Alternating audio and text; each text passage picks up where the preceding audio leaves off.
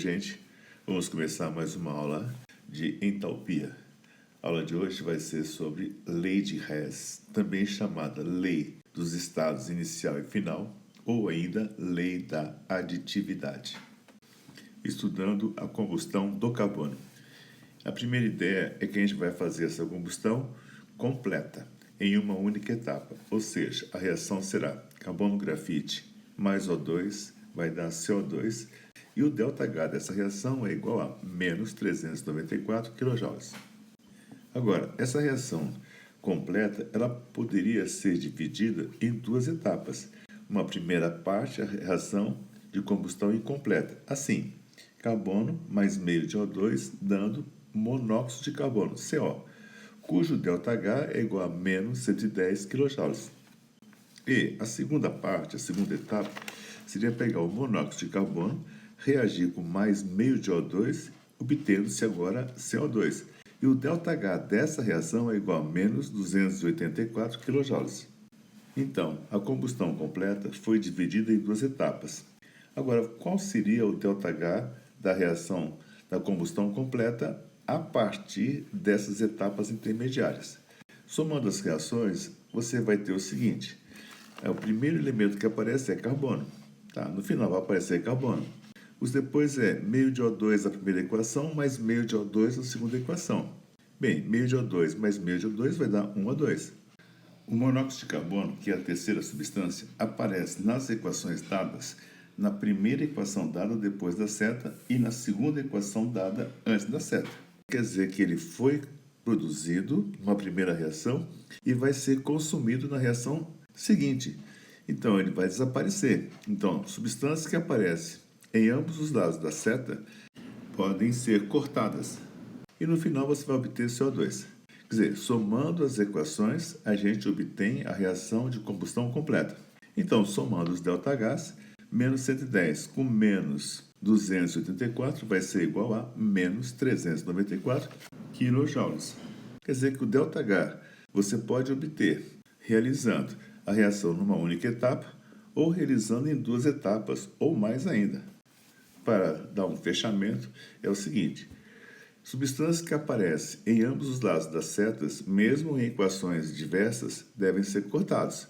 E substâncias que aparecem do mesmo lado devem ser somadas, respeitados sempre os coeficientes da equação. Essas observações foram feitas por Hess e ele então percebeu o seguinte, que a soma das reações intermediárias resulta na reação global e a soma dos ΔHs das reações intermediárias é igual ao ΔH da reação global. A lei de Hess diz então que o ΔH de uma reação será o mesmo se essa reação ocorrer em uma etapa ou se ocorrer em várias etapas. Basta fazer a soma dos ΔHs das reações intermediárias. Vamos ver agora o exemplo 1, que diz assim: calcular a variação de entalpia de sublimação da água. A reação de sublimação é H2O sólido produzindo H2O gás. Então, é a passagem do estado sólido para o estado gasoso. Quanto vale o ΔH desse fenômeno? Dados. Então, são dados as seguintes equações. Água sólida para água líquida, ΔH igual a 7,3 kJ. Segunda reação. Água líquida para água gás, ΔH igual a 43,9 kJ. Aplicando a lei de Hess, vamos somar essas duas equações. Então, você vai observar que a água sólida aparece antes da seta e não aparece mais depois. Então, no final, deve aparecer água sólida.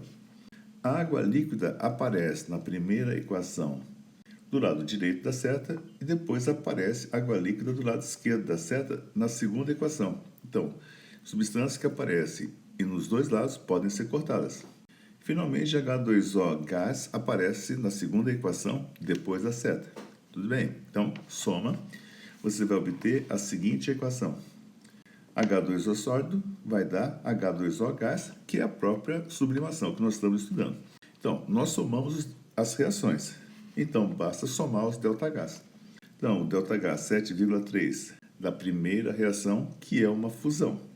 mais o ΔH da segunda reação, que é uma vaporização, que deu 43,9, a soma total vai ser igual a 51,2 kJ. Simplificadamente, o ΔH da reação final é a soma dos ΔHs das reações intermediárias. O exame desse fenômeno, a sublimação, às vezes ele é melhor compreendido quando você coloca num gráfico de entalpia. Então, nós temos esse gráfico agora apresentado, tem assim, água sólida num patamar mais baixo, água líquida num patamar mais elevado e água gás num patamar mais elevado ainda. Então, de água sólida para água líquida, essa diferença de entalpia, esse ΔH, é o ΔH de fusão, que é igual a mais 7,3 kJ. De água líquida para água gás, você tem então uma vaporização, e o ΔH vale mais 43,9. A sublimação é a passagem direta do sólido para o gás. Então, basta fazer a soma desses dois ΔHs, que vai ser igual a mais 51,2. E a sublimação do estado gasoso até o estado sólido vai ser igual a menos 51,2. Examinando agora o exemplo 2.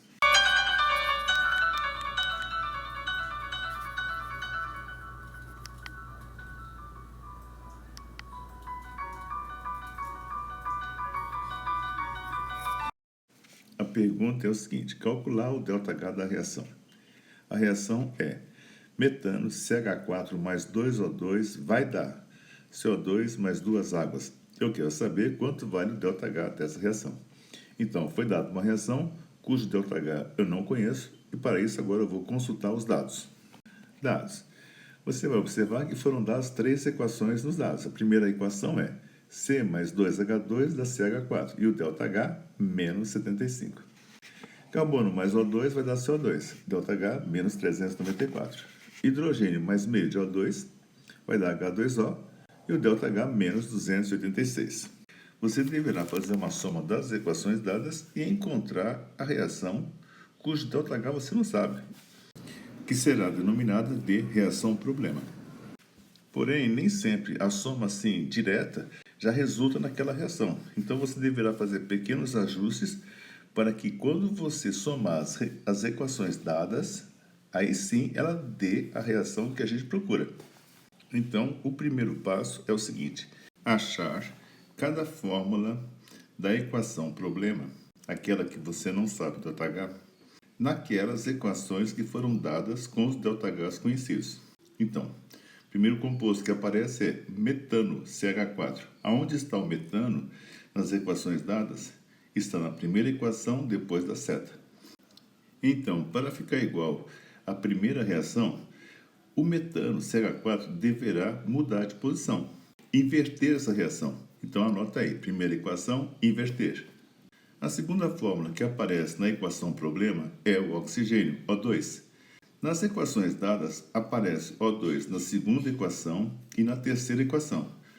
Quando uma substância aparece em duas equações dadas, você simplesmente deve ignorar essa substância. Por quê?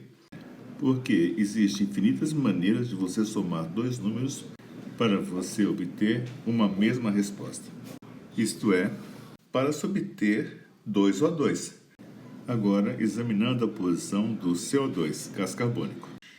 Depois da seta, você vai encontrar CO2 na equação problema. Onde está o CO2? Na segunda equação, que também está depois da seta. Então, está muito bem colocado aí. Não precisa fazer nada. Vamos manter essa equação do jeito que ela está. Examinando agora, finalmente, a posição da água na equação problema e na equação dada. A água está depois da seta e tem um coeficiente 2. Onde é que está a água nas equações dadas? Está na terceira equação. Está depois da seta, então está muito bem colocado aí. Mas acontece que não tem o 2, o coeficiente 2, como na equação problema. Então, a gente deverá multiplicar essa equação que contém água, tudo por 2. Então, ficaria assim, 2H2, 2 vezes meio de O2, que vai dar 1O2, e duas águas. Pronto, agora a gente deverá reescrever essas equações, obedecendo as modificações que foram sugeridas. Então, a primeira equação deve ser invertida. Então, o ΔH, que era menos 75, quando inverter, vai ficar mais 75. A segunda equação, onde você estava procurando CO2, e ele estava muito bem colocado. Então, vamos manter essa equação do jeito que está. Não mexe em nada. E o ΔH vai continuar menos 394.